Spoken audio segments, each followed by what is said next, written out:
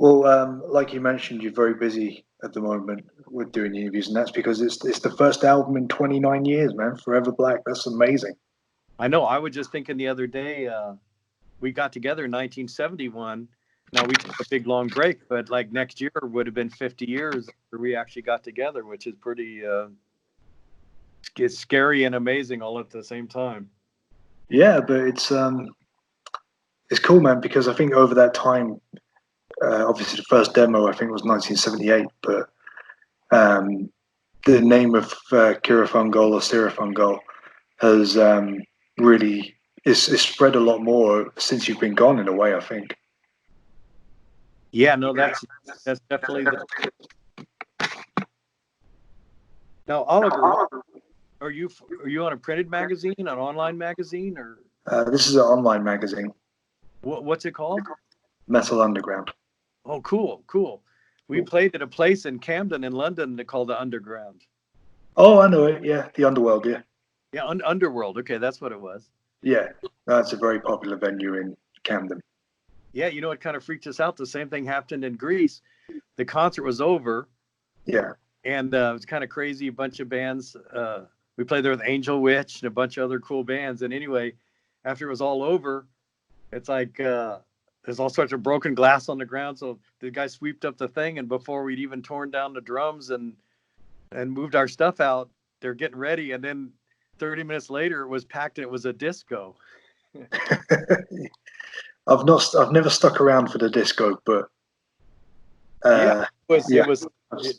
it was amazing, you know, and at least we were thinking, well, I guess that's how, you know, clubs can survive. They do two different events in one night. So yeah, sometimes you get a tribute band there or something. So, but yeah, man. Again, let's talk about Forever Black, if that's all right. Anything you want. One of the things, obviously, the band is most known for is the artwork. This one's a little bit more muted than some of the other releases. Is this also a Michael Whelan effort? Yes. Of course, on our other studio albums, we'd used a series of Michael Whelan's Elric paintings from the Daw Book series of Michael Moorcock's Elric of Melniboné.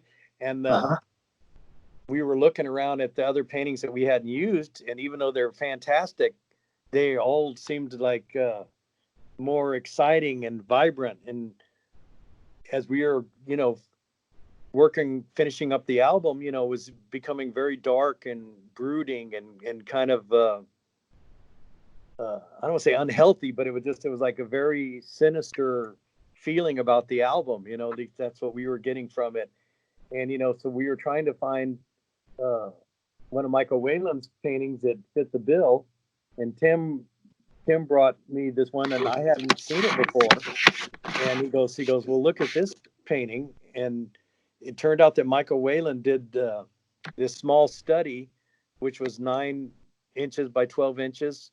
And so it was smaller even than an album.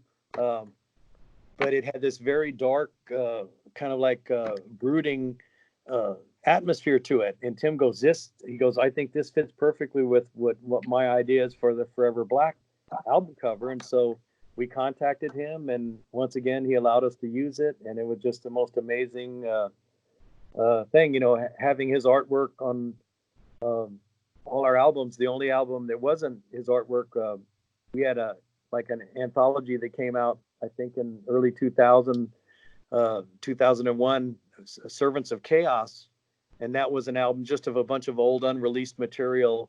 And there was never a thought that the band would get back together. So it was our hope to put that out, just because a lot of the tapes were starting to deteriorate to the point where you couldn't play them anymore. So we wanted to actually take everything that we had that was old and try to release it so that anyone who was a fan of the band could have some of our earlier material. Now, that said, we never knew that we were ever going to get back together, let alone have a live album. You know, we had a single, Witch's Game, and then Forever Black. Yeah. Well, like you say, the first release was the single, Witch's Game, which is 2 years ago now. At that time, was there any plans to go forth with the new album, or is this just kind of testing the waters a little bit? Well, as soon as we got back together, we started working on new material, Oh, but okay. we weren't really, advertising that fact, and we were just doing it for fun because, when you're a band or you musicians, that's what you do. Yeah. Uh, it's like we're still this day we're working on new material. The joke is Tim has so many sets of lyrics, we could put out 8 more albums if we had enough people that wanted to hear our music, So that's um, but when Witch's Game came out, it was a pretty positive response, and I think that's where the seeds started getting planted. That like, well, hey, you know, a lot of people are saying, hey, this is a great song by this old band. We wish you'd have why don't you put out a full album worth of material? And so I think people were actually asking for it, and so we'd already been working on a bunch of material, and so that's where I think between the record company and uh, the band, we started thinking, this will become a possibility, and luckily we we got it under our belt. So it's our 5th studio album coming out April 24th.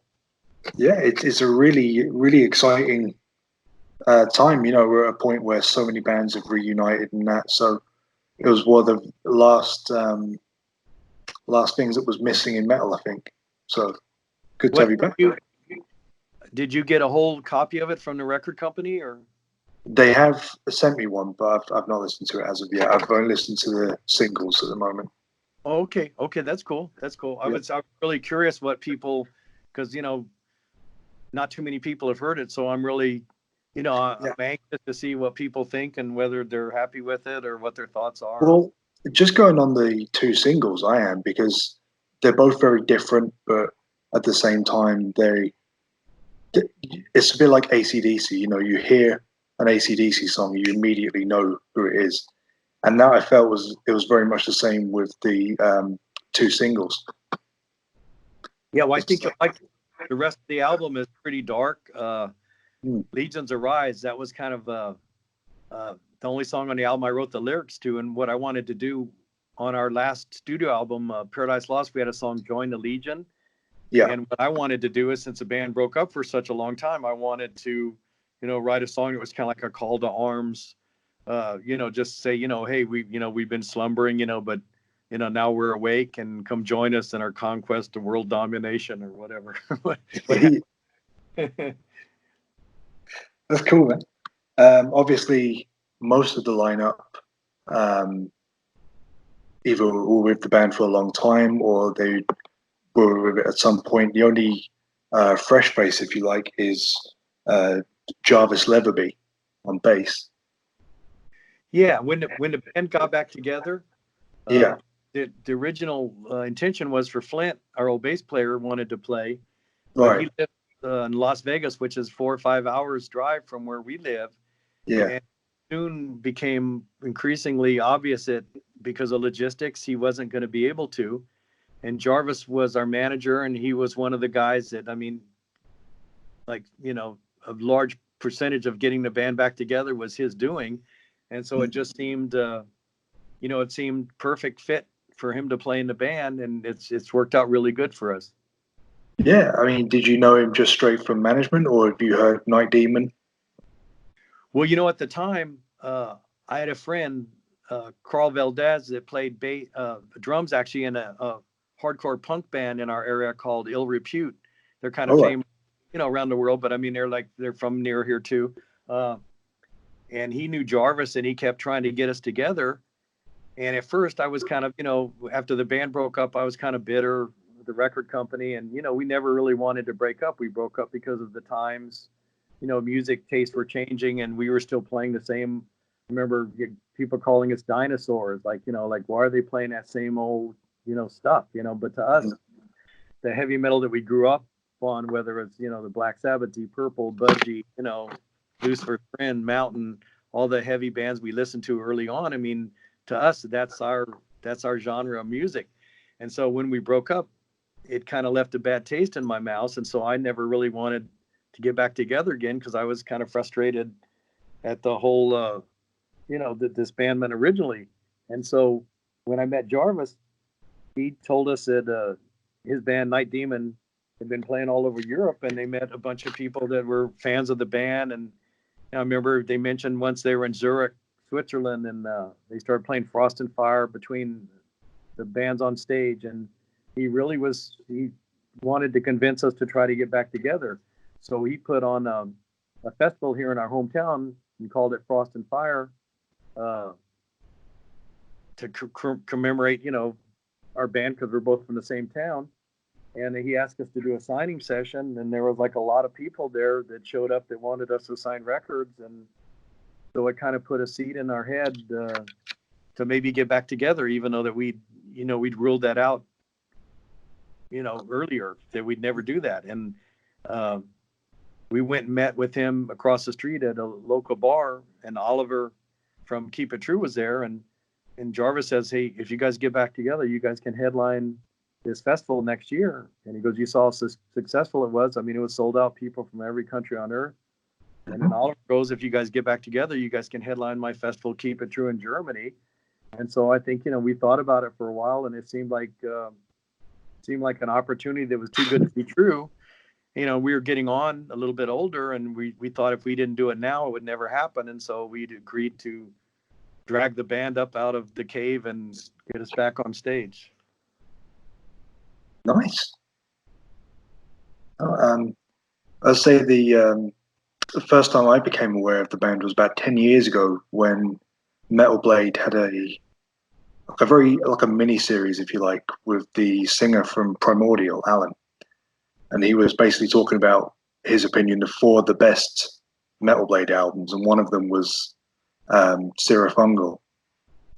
So that was how I first came about it. So, like I say, that was 10 years ago. So I think through bands like Night Demon, Primordial, or plenty of others, they've been getting the name out there as well for younger listeners. So there's a lot of people my age or younger that want to come and see you for the first time now as well. So, well, that's good. We were blown away that a lot of the new fans, like most of the festivals we play, I mean, there's always some people there that were original fans of our age, but a lot of the people that show up to see us weren't even born when we broke up. So it's pretty amazing to us that we have a whole new generation of listeners. And but it's very rewarding, and the band, we're honored and we feel privileged to be able to play because we love heavy metal music. I mean, that's what this is all about. It's not about making money. It's not really about traveling. I mean, even though being able to play places that we only dreamed about is pretty amazing. But I mean, I think it's the love that we have for heavy metal, and that's what keeps us going. Absolutely, that's the way it should be, I think. Unfortunately, our music is so unique. I mean, I think that's, people always ask, they wondered why we never made it back in the day. But I think that even when we first started out, we considered ourselves like traditional heavy metal, but obviously, it's either my drumming style or Tim singing or something. It put us on a separate level, that wasn't really commercially acceptable at the time. And I think maybe since so many years have gone by that people have taken another look at us, maybe with a fresh set of eyes or ears, and see what we were trying to say. Cool. So, as you said, part of the reason, if not the entire reason why the band broke up the first time around was due to, record company politics and that kind of thing.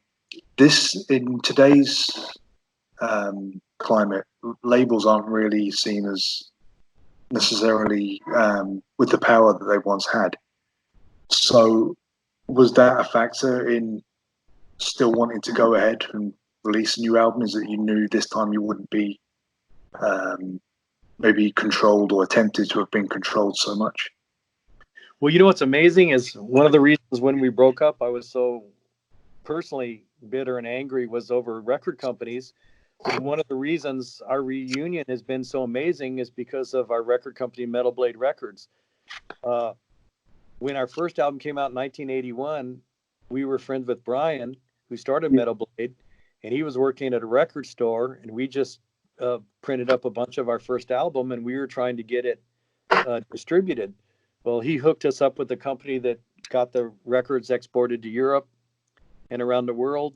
And he was saying, he goes, my dream is to start my own record company. Do you guys want to play on my first album, Metal Massacre 1, which was a compilation album? And we said, of course.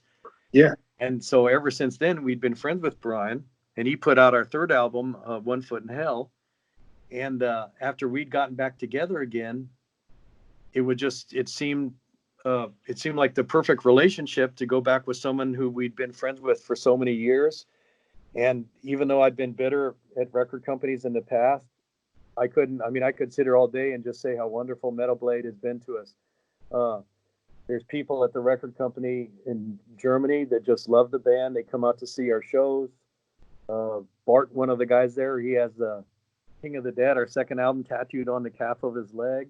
And so, the fact that actually some of the people at the record company like our band, makes it just so worthwhile. And I don't know if you got a chance to see, but they did released a live album out last December.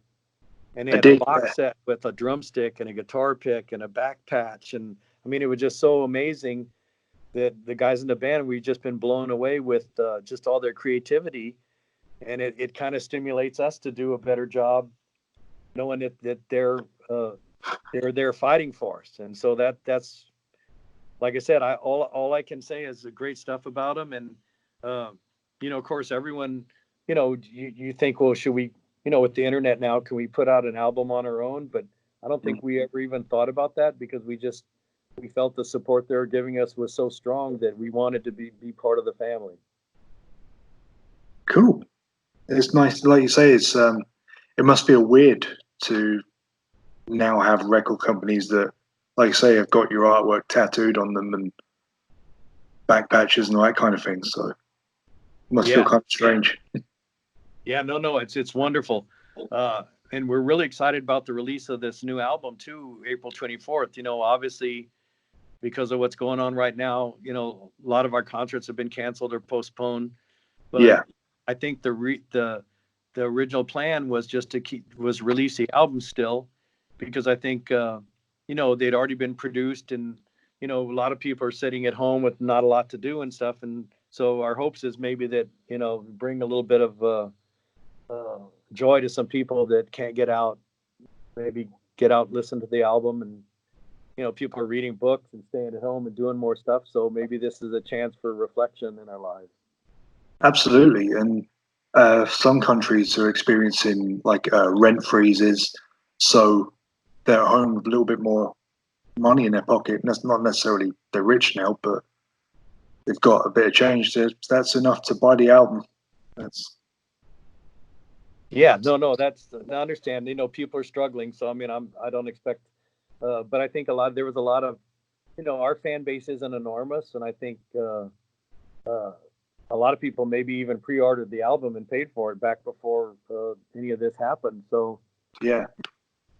But anyway, we're very excited about it. Having an album. A lot of people ask, what's it like to have an album out so many years later? And like I said, I think we wanted to do that from the beginning, but we weren't sure anyone wanted to hear our music. And so we were just kind of, playing all the shows, playing a lot of our old material off other records. And all along we were kind of writing songs just in the background, just because that's what we do.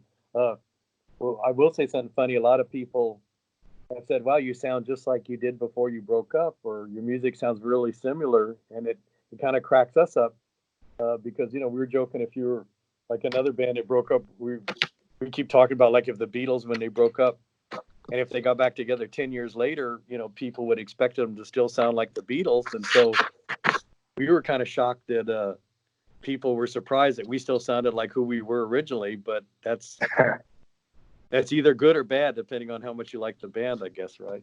Well, I think it's good. Like I said before, you can definitely tell from the new material that it's Cirith Ungol, but it does sound fresh as well. So it's not a rehash. So, like you say, it's perhaps a darker album than before. So it's good, because you're getting exactly what you want, but at the same time, you're still getting intrigued, and it's something to really fix. It's like watching a film from a genre you love, but it's a really good film from that genre. If that makes sense. I understand completely. And that's kind of was our goal. What we wanted to do is we wanted to continue, uh, and obviously with Tim has a very unique singing style. My drumming is very, my style of drumming is very, primitive and, like I'm probably more like a caveman than I am like a seriously trained drummer. So I mean, it's like our music will always sound like us, but what we wanted to do is we wanted to bring that same, our same songwriting style, that we'd done in the past, and I think the biggest compliment was that everyone had said, wow, this sounds exactly what we expected from you, and if we had our best expectations, and that's really what we wanted to hear, because to be honest, we've evolved a little bit, and so we were worried that the music, I kind of thought of this new album as Cirith Ungol 5.0, and so my concern was, wow, our new material may be so modern that our old listeners may not appreciate it, but then as soon as someone said, hey, this sounds just like what I expected from you, then that made me feel a little bit more optimistic. Yeah, I think that's the best way of phrasing it as well, is that it sounded like what people expected rather than it sounds like certain albums. Do you know what I mean? Because that way it shows that you haven't just copied yourselves. But you are still true to yourself. Keep it true, as it were. Yeah, you know what? I'll send you my email when it's done. I'm curious when you hear the rest of the album, because Join the Legion is kind of like an album opener, and Before Tomorrow is like a good song, but there's some other really good stuff on there, and I'd be curious, like I said, after you listen to the rest of it, I'd like to hear back from you and hear what you think, or if you have any comments. I'd be very happy to give you a shout. Obviously, like you say, right now tour dates have been cancelled and nobody really knows what's going to happen. However, with this limitation on promoting the album, do you think that will affect any intentions to go forward and do another one like 3 or 4 years down the road or anything like that? Well, I might have mentioned earlier, Tim wrote so many lyrics, we could put out 8 albums in a row. Yeah, that's true.